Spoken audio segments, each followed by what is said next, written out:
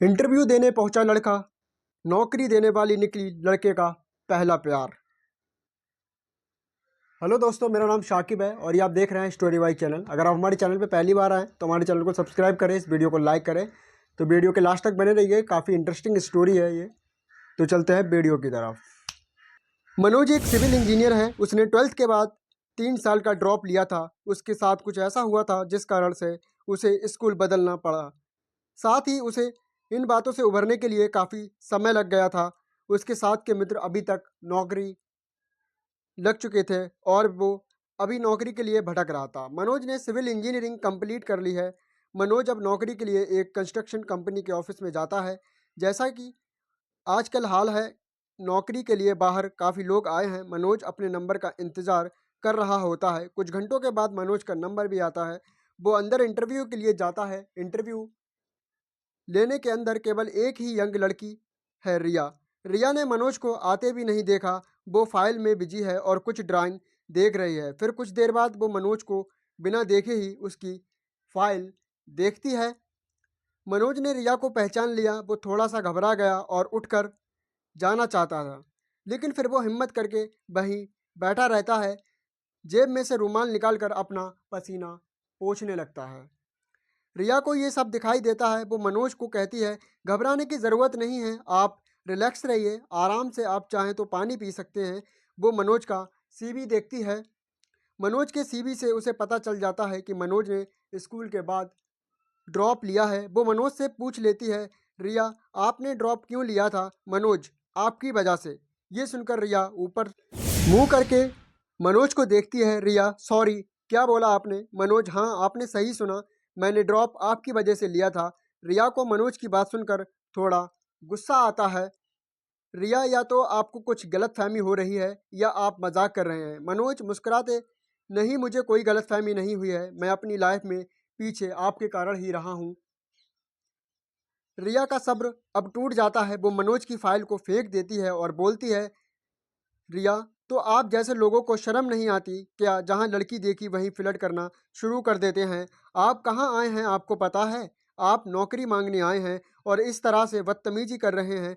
तुम्हारा कसूर नहीं। मनोज कहता है कि तुम्हारा कसूर नहीं है। उस घटना के बाद मेरा चेहरा पूरा बदल गया है। मैं खुद अपने आप को नहीं पहचान पाता, तो कोई मुझे क्या पहचानेगा?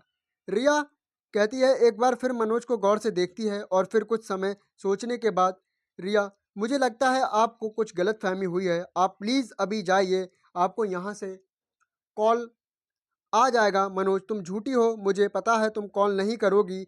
रिया को झूठी सुनकर बहुत ज़्यादा गुस्सा आता है। रिया कहती है, ओ एक्सक्यूज़ मिस्टर, तुम क्या पागल हो? कुछ भी बोले जा रहे हो? जाओ पहले अपना इलाज कराओ, फिर जाकर नौकरी ढूंढना। मनोज कहता है, ठीक है मैं चला जाऊंगा, लेकिन मेरा सीवी आप अच्छे से देखिए, शायद आपको कुछ याद आ जाए। रिया थोड़ा सा मुंह बनाती है, लेकिन वो सोचती है इस सिचुएशन से निकलने के लिए एक बार फिर से देख ही लेती हूँ। वो सीवी देखती है और उसे एक बात दिखाई देती है, उसके स्कूल का नाम जहाँ से उसने पढ़ाई की थी।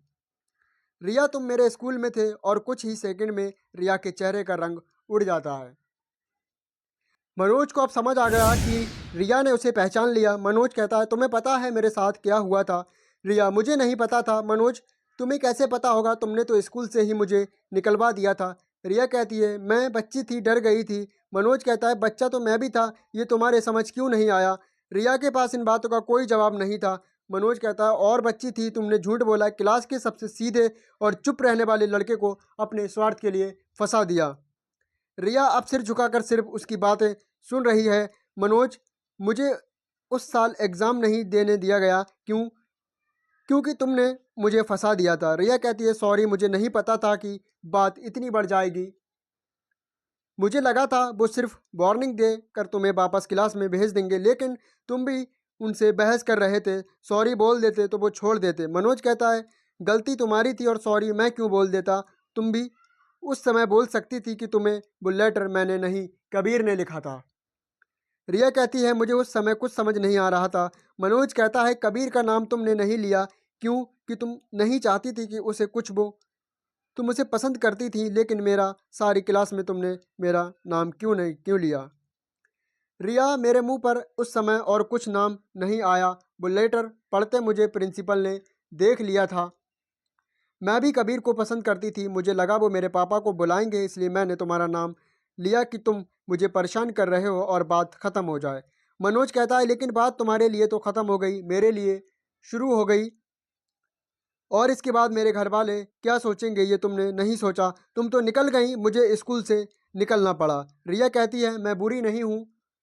उस समय में कुछ समझ नहीं पाई, आखिर में ना समझ ही तो थी। मनोज कहता है, झूठ बोल रही हो रिया, मैंने उसके बाद कितने दिनों तक तुम्हें सॉरी बोला है। उसके बाद कबीर से भी मैंने बात नहीं की। मैं यही सोच रही थी कि तुम मुझे मिलो और मैं तुम्हें सॉरी बोल सकूं। मैं तुम्हारे लिए कुछ कर सकती हूँ, प्लीज़ चाहो तो ये नौकरी। मनोज, ओह प्लीज़ अब रहने दो। जहाँ तुम नौकरी दे रही हो वहाँ कुछ न कुछ झूठ तो होगा। रिया कहती है, ऐसा नहीं है, वो सिर्फ एक गलती थी। मनोज अपनी फाइल उठाकर दरवाजे की तरफ जाने लगता है, फिर एक बार पलट कर रिया को देखकर बोलता है। मनोज कहता है, हो सके तो अब अपनी गलती की सज़ा किसी दूसरे को मत देना। रिया मनोज की बात सुनकर अपनी चेयर पर आंख बंद करके बैठ जाती है। तो दोस्तों, हमारी कहानी का एंड यहीं पे होता है। अगर आपको हमारी कहानी का कोई पार्ट अच्छा लगा हो तो वीडियो को लाइक करें और कमेंट करके बताएं कि आपको कौन सा पार्ट अच्छा लगा। चैनल को भी साथ साथ सब्सक्राइब करें। और ये वीडियो का उद्देश्य किसी की भावना को ठेस पहुंचाना नहीं है। ये वीडियो केवल एक एजुकेशनल पर्पज़ के लिए बनाई जाती है। तो तब तक के लिए मिलते हैं नेक्स्ट वीडियो में। जय हिंद दोस्तों।